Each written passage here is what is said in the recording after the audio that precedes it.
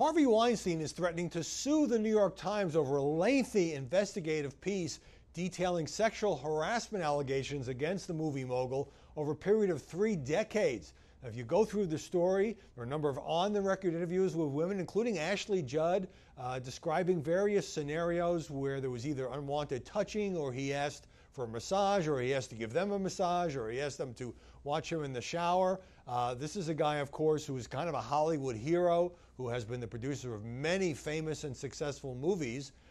And in the New York Times story, statement from Weinstein apologizes for his behavior, says he needs to do better, says he's working with therapists, says he's taking a leave of absence, and then he turns around, gives an interview to the New York Post, accuses the Times of reckless reporting, and threatens to sue. So what's up with that? Well, there obviously are certain disputes over some of the details. For example, there's a former female executive at the company who wrote a detailed memo obtained by the Times, which has a lot of information about alleged incidents shared by other colleagues or former colleagues. And Weinstein points out that she later withdrew that memo and reached her own settlement. So it's that kind of thing. But obviously, Harvey Weinstein is trying to save his career. He's engaged in damage control. So what you do in those situations is you blame the media. So one of the things that Weinstein told the New York Post was that the Times only gave him 24 hours to respond.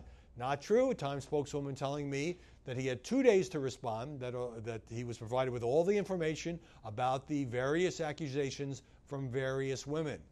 And the Times story also included that there were at least 8 legal settlements between Weinstein and women making these kind of allegations. Now, this is not a criminal proceeding. He is certainly entitled to the presumption of innocence, but when you talk about taking a leave, apologizing, saying you have a bad temper, saying you've got to do better, you're going into therapy, that's not usually a situation in which you threaten to file a lawsuit against a newspaper.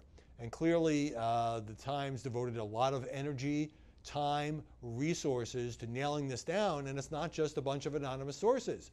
You have, in one case, prominent woman Ashley Judd coming forward. You have the Times interviewing other women who the women who are alleging the harassment spoke to at the time, who were kind of like corroborating witnesses. Now, this is a problem for Hollywood, which, it kind of embraced Harvey Weinstein and actually portrayed him as a champion of women. And it makes me wonder, it's sort of like other cases, Bill Cosby, certainly cases at Fox. Was this an open secret? How come more of this didn't come out over a period of 30 years? And is it a problem for Democrats? Some Democrats, he's a big Democratic donor, some Democrats already returning their contributions to Harvey Weinstein, others are not. He was close, he was friendly with Hillary, he was close to the Obamas. In fact, the former president's daughter worked at a Weinstein company. So there are a lot of implications and ripple effects from this story.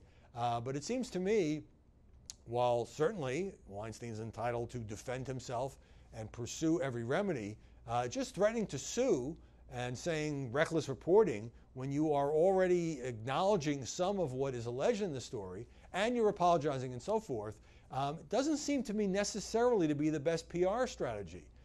He might have just focused on, saying that he's deeply sorry and that he wants to make sure this never happens again. So what you're seeing is, this guy is such a major force in Hollywood. And unlike people who work for companies who could be fired, he's part owner of the company. So it's not like some board of directors is going to vote to get rid of him. But I don't think we've seen the last of the fallout here.